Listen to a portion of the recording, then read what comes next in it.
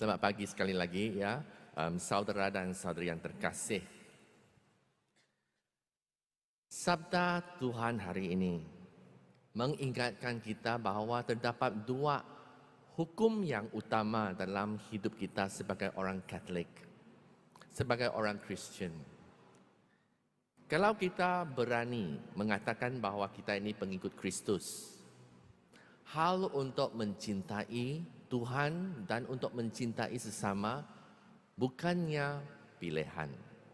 Bukannya saya boleh memilih siapa yang saya boleh cintai.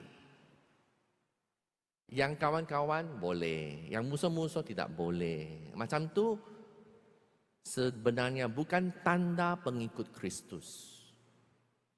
Tanda pengikut Kristus adalah untuk mencintai Tuhan dan manusia dengan penuh hati, segenap hati kita, segenap jiwamu. Tetapi persoalannya ialah, senangkah ingin buat ini? Senangkah? Siapa mendapati bahawa untuk mencintai Tuhan dulu, ya kita katakan Tuhan dulu adalah senang sekali. Angkat tangan. Bukan senang. Saya mendapati bahawa ya kurang senang. Kenapa? Sebab lazimnya orang yang kita cintai, orang yang kita berkawan amat nyata di depan mata kita, betul? Tuhan kadang-kadang, especially kalau kita tidak merenung Tuhan atau kita tidak berdoa secara konsisten, hari-hari kita akan membayangkan Tuhan Yesus hanya sebagai yang terpaku pada salib ini, atau pada cross ini, cross emas ini yang cantik. Oh, Tuhan itu di sana. Tetapi sama ada Yesus adalah seorang pribadi kepada saya, sama ada pengorbanannya adalah penting kepada saya, dia merupakan sahabat handai saya, is lain. Hanya dalam renungan dan doa, barulah kita boleh mendekati Tuhan, barulah Tuhan menjadi sangat nyata dan kita boleh membalas jasa Tuhan dengan normal, dengan almost automatic.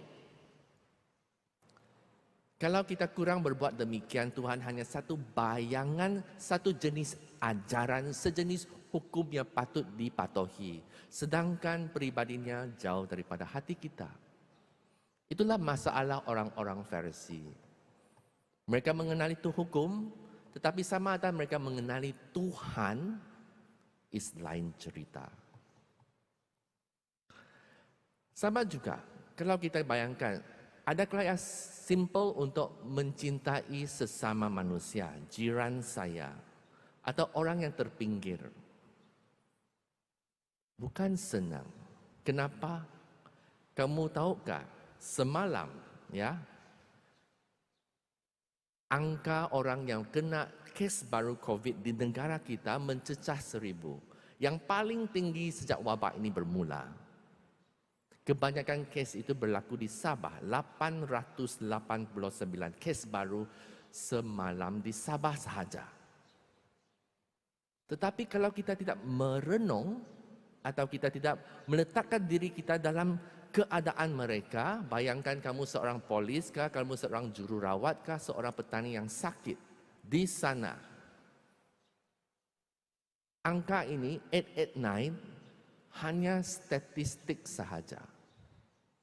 Jauh daripada my concern. Jauh daripada hati saya.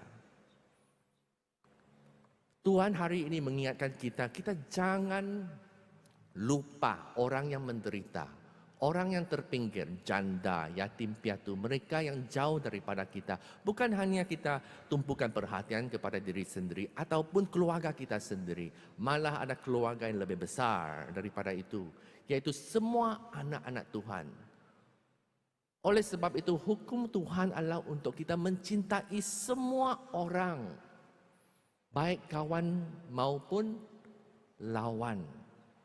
Itulah yang kita ingatkan. Kita ini pengikut Kristus yang perlu merenung dan berdoa supaya diberi rahmat untuk berbuat sedemikian dengan bebas, dengan tidak berkira-kira. Dan untuk mencintai seorang bukan hanya perasaan hati ya, atau niat hati. Ia akan menimbulkan satu action. Tuhan bila dia ingin menyelamatkan kita, bukan hanya dari syurga dia bilang, ayah saya mau menyelamatkan kita. Macam itu saja. Tetapi dia sendiri turun dari syurga, menjelma menjadi manusia. Menjadi manusia. Mengajar kita dengan lemah lembut. Menegur kita bila kita salah. Dan bila kita pada waktu yang ditetapkan, Tuhan mengorbankan dirinya, mati di salib. Cinta kasih Tuhan nyata, sangat nyata. Sebab dia tahu bahawa hanya dalam perlakuan adalah cinta yang terbukti, yang ternyata. Oleh sebab itu, kita mesti ada hajat untuk mengingini apa yang best untuk orang lain. Itulah yang dimaksudkan tentang cinta kasih. Bukannya untuk memuaskan hati kawan. Kalau saya kawan dengan Robbie, saya kita kawan. I like him, I love him. So, saya akan memuaskan hati dia. Adakah itu maksud cintakah? Kalau boyfriend, girlfriend kita bilang, oh, I love you. So, I will buy everything for you. Saya akan memuaskan semua keinginan kamu. Adakah itu dipanggil love? Mungkin kita keliru. Itu macam love. Tetapi apabila apa yang dikehendaki oleh orang itu yang memuaskan hatinya tidak baik untuk dia, tidak betul untuk dia, tetapi kita bagi saja kerana kita rasa itulah bentuk love yang kita mau bagi dia, sedangkan ia akan membinasakan orang itu. Itu bukan cinta sejati. Itu bukan cinta sejati.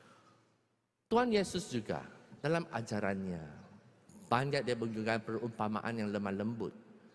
Tetapi dia juga ada menegur orang, betul? Dia ada menegur. Dia menegur murid-muridnya bila mereka pesong. Dia menegur orang-orang Farisi. Tetapi Tuhan Yesus menyayangi semua orang. Oleh sebab itu, bila perlu dia menegur. Corak peneguran Yesus datang daripada cinta kasih yang berlimpah-limpah.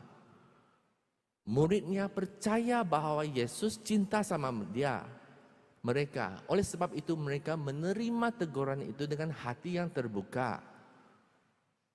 Tetapi orang Farisi tidak percaya bahawa Tuhan menyayangi mereka. Mereka menganggap Yesus adalah musuh mereka. Oleh sebab itu, bila Yesus menegur mereka, mereka berkomplot. Mereka bersepakat untuk membunuh dia. Apakah pendapatmu? Apakah pendapat kamu bila kita menegur atau menerima teguran?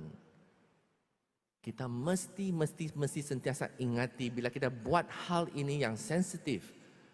Matlamat kita adalah untuk sayang orang itu. Bila kita sayang sama orang itu, teguran akan dibuat dengan cara yang betul. Bukan cara yang marah-marah. Dan bila kita menerima teguran, kita mesti percaya bahawa itu adalah untuk kebaikan kita.